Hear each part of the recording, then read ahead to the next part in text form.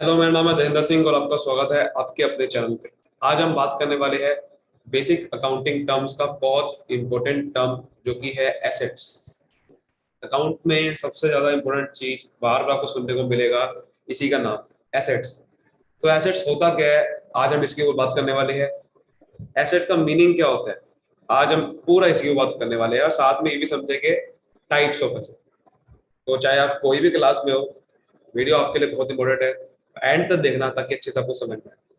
तो वीडियो को स्टार्ट करते हैं। सबसे पहले हम समझते हैं कि प्रैक्टिकल मीनिंग एसेट का क्या है, एसेट का असली मतलब है क्या वैसे में, और उसके बाद देखिए इसकी डेफिनेशन क्या है, उसके बाद देखेंगे। तो एसेट अगर आप ध्यान से समझे, एसेट कुछ भी ऐसी चीज जो कि आपको फायदा देती है, जो कि आपके आपके रिसोर्सेज है, आप उसके बिना काम नहीं चल सकता।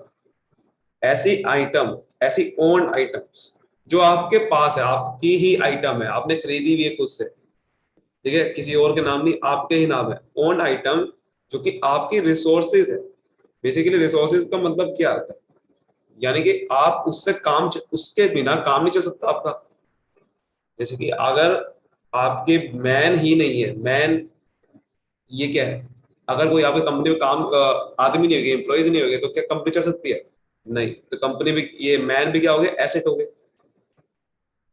अगर आपने अच्छे से मैनेजर अपॉइंट नहीं करे तो ये क्या हो गया, कंपनी के लिए एसेट हो गए, जिसके बिना काम नहीं चल सकता। लेकिन हम यहाँ पर क्या कर रहे हैं, हम यहाँ पर अकाउंटिंग अकाउंटिंग के टर्म में बात कर रहे हैं। तो इसलिए अकाउंटिंग में कभी भी ऐसी आइटम नहीं आती जो कि आपका मनी के टर्म में मेजर ना हो। तो ये जो मैन वगैरह थे, ये तो क्या है, मनी के टर्म में मेजर नहीं हो सकते, तो इसको रिकॉर्ड नहीं कर सकते। लेकिन समझने के लिए क्या होता है, ये भी हमारा ही एसेट ही है। पर अगर मनी के टर्म में मेजर करने वाली चीज देखे तो क्या क्या हो सकता है वैसे। अगर मनी के टर्म में मेजर करने चीज देखे तो एसेट और क्या कर सकता है। देखो, एसेट कुछ भी आपकी जो प्रॉपर्टीज हो सकती है, आपकी प्रॉपर्टीज है, आपके पास बैंक बैलेंस कितना बड़ा है, ये भी आपका एसेट है। आपके पास लैंड एंड बिल्डिंग, ये भी आपका एसेट है, ठीक है। आपके पास कुछ भी ऐसी चीज जैसे कि कोई फर्नीचर वगैरह पड़ा है, कोई भी ऐसी चीज जो कि कैश में आप कन्वर्ट कर सकते हो, कोई भी ऐसी चीज जो कि आप कैश में कन्वर्ट कर सकते हो, वो आपका एसेट है, जो आपको इकोनॉमिक बेनिफिट देते हैं फ्यूचर में। यानी कि ऐसी चीज जो कैश में कन्वर्ट कर सकते हो, ज्यादातर एसेट क्या होते हैं जो कैश में कन्वर्ट हो जाते हैं। अब बैंक बैलेंस से क्या कैश आ जाएगा आपके हाथ में, लैंड एंड बिल्डिंग को बेच के आपके कैश आ जाएगा, फर्नीचर को बेच के कैश आ सकता है। तो कोई भी ऐसी चीज जिससे आपके हाथ पैसा आ सकता है, वो आपका एसेट है। लेकिन ऐसे कुछ ऐसे ऐसे भी होते हैं जो कि पैसा नहीं आता, लेकिन फिर भी उस एसेट रिकॉर्ड करना पड़ता है। तो वो इसलिए बेसिक डेफिनेशन एसेट की यही होती है। एसेट का मतलब यही होता है, जो भी ऐसी चीज जो कि आपको एक तो फ्यूचर में बेनिफिट देगी, या फिर आपकी जो रिसोर्सेज है फ्यूचर में बेनिफिट कौन से दे रही है, कैश की फॉर्म में, यानी कि आप उसको कैश में कन्वर्ट कर सकते हो। या फिर आपका कोई ऐसा रिसोर्स है जिसके बिना आप कंपनी चल नहीं सकती, बिजनेस चल नहीं सकता, तो उसको आपको रिकॉर्ड करना पड़ेगा, आपका वो एसेट है। तो ऐसी कोई भी चीज जो कि आपको फ्यूचर में बेनिफिट देगी और वो कैश में कन्वर्ट हो सकती है, वो आपका एसेट है, ठीक है। फ्यूचर बेनिफिट कुछ भी हो सकता है, कैश की फॉर्म में भी और नॉन कैश की फॉर्म में। और सबसे इंपॉर्टेंट क्या चीज होगी, एक और रिसोर्सेज से क्या निकला, फ्यूचर बेनिफिट, ठीक है। और दूसरा कैश में कन्वर्ट, ये आपको दो चीजें मिला के एसेट बन जाती है। तो आप समझते हैं थोड़ा एसेट की डेफिनेशन, एसेट होता क्या असल में। एसेट इज अ रिसोर्स, मैंने जैसे बताया ना, आपको रिसोर्स है। एक कंपनी के लिए रिसोर्स, एक बिजनेस के लिए ऐसी रिसोर्स बन गया है, एक साधन है जिसके बिना आप चल नहीं सकते, जिसके बिना आपकी बिजनेस चल नहीं सकता। with economic value that an individual corporation or country owns, देखो उनके पास होती है owns और control with expectation that it provide a future benefit, जो कि आपको पता जाता है कि आपको यह फ्यूचर में कुछ ना कुछ बेनिफिट प्रोवाइड करेगी, that is called asset. Assets are reported on a company's balance sheet, company की बैलेंस शीट में एसेट रिकॉर्ड होते हैं।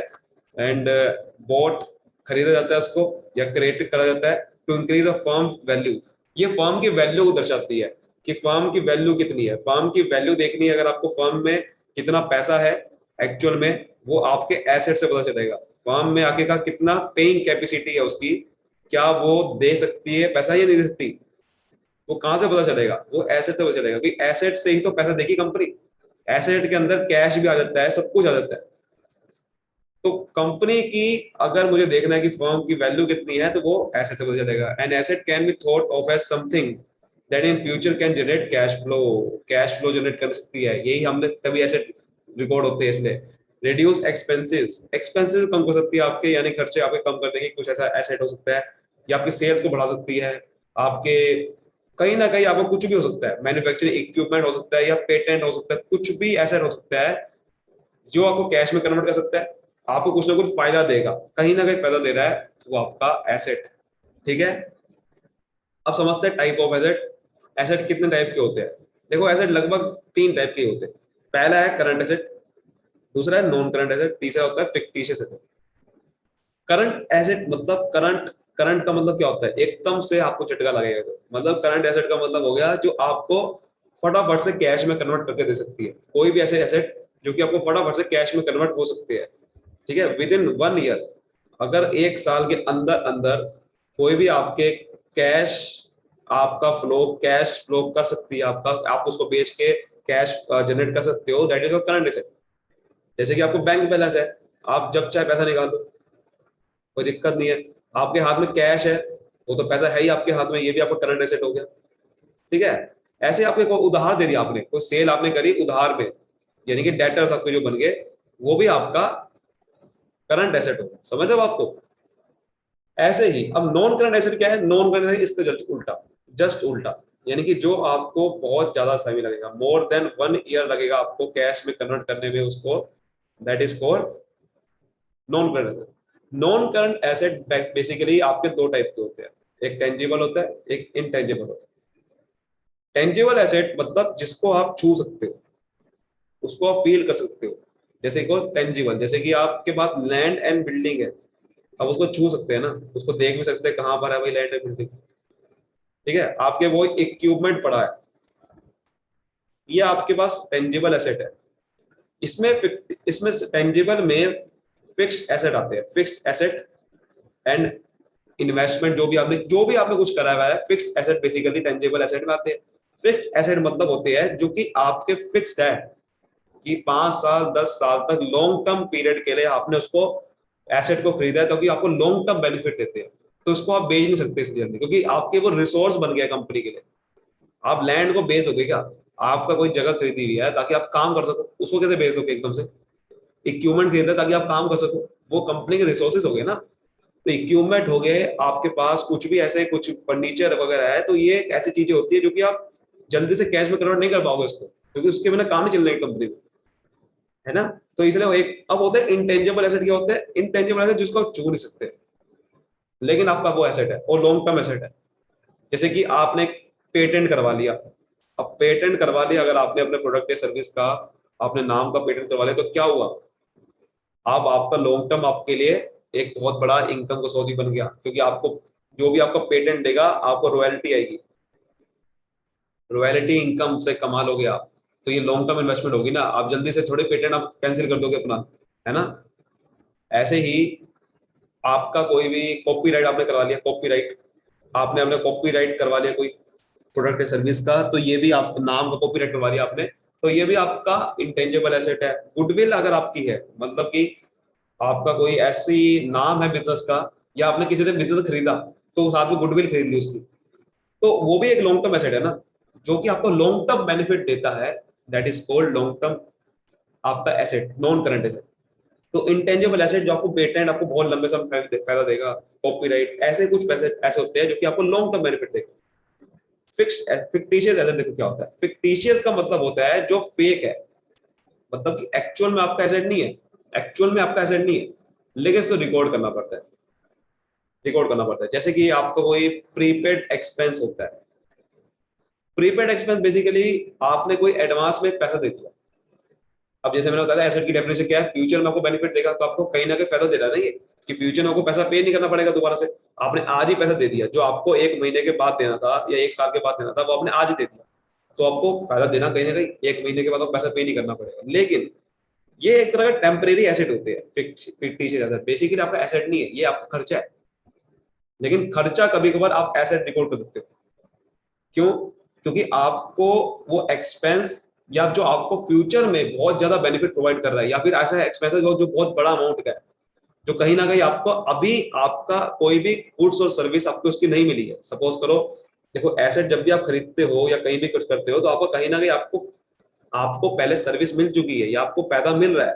जैसे प्रॉपर्टी आपके पास है तो है आपके पास, लेकिन प्रीपेड एक्सपेंस ऐसा एक्सपेंस है जो कि आपने पैसा पे कर दिया, लेकिन उस महीने का जब आपने पैसा पे किया आपको कोई भी सर्विस नहीं मिली। जैसे कि आपके पास कोई कॉपीराइट है तो आपके पास है, लिखित में सब कुछ पड़ा है, लैंड है बिल्डिंग दिख जाएगी, लेकिन प्रीपेड एक्सपेंस कहाँ दिखेगा?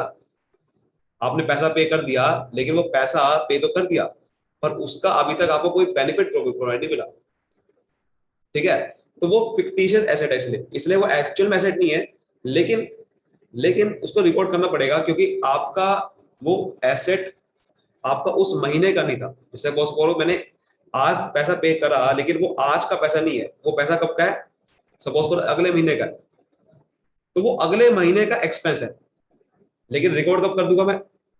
आज, क्योंकि मैंने पे आज कर दिया, लेकिन एक्चुअल में एक्सपेंस कब का है वो? अगले महीने का। इसलिए हमारा टेम्परेरी एसेट ऐसे रिकॉर्ड कर देंगे। और भी ऐसे कई सारे एसेट होते हैं, जैसे कि आपने एडवर्टीजमेंट एक्सपेंसेस, जैसे कि आपने कोई एडवर्टीजमेंट, बहुत सारी कंपनी, बड़ी बड़ी कंपनी बहुत बड़े बड़े खर्चे करती है एडवर्टीजमेंट पे, तो वो भी आपका बेसिकली फ्यूचर में कहीं ना कहीं बेनिफिट देगा, लेकिन इसलिए वो आपका एसेट रिकॉर्ड करना पड़ेगा, फिक्टिशियस टेम्परेरी एसेट एक तरह का। और लेकिन जब बाद में आपका खर्चा हो जाएगा, मतलब कि जब आपको बेनिफिट सारा मिल जाएगा, वो आपका फिर टेम्परेरी एसेट है, वो आपका हट जाएगा। ऐसे ही बहुत सारे एडवर्टीजमेंट होता है, कई बार पीएनएल अकाउंट आ जाता है, प्रॉफिट एंड लॉस अकाउंट का बैलेंस आ जाता है, लॉस या प्रॉफिट आ जाता है। ठीक है, प्रॉफिट एंड लॉस का डेबिट बैलेंस आता है, कोई आपने लॉस हुआ, बहुत सारी कंपनी को बहुत बड़ा लॉस हो गया, तो वो लॉस कभी कभार आप एसेट में रिकॉर्ड करते हो, बिकॉज वो लॉस एक्चुअल में इसलिए हुआ होगा क्योंकि आपको कहीं ना कहीं बेनिफिट मिल रहा है, आपको बहुत बड़ा खर्चा कर दिया होगा और फ्यूचर में बेनिफिट मिल रहा है। तो ऐसे कई बार फिफ्टी से ऐसे रिकॉर्ड होते हैं और ये हमारे एसेट्स होते हैं। सो उम्मीद करता हूँ अच्छे से आपको समझ में आया होगा पूरा का पूरा एसेट्स असल में होता क्या है, और पूरा का पूरा कॉन्सेप्ट क्लियर होगा। ये था पूरा का पूरा एसेट।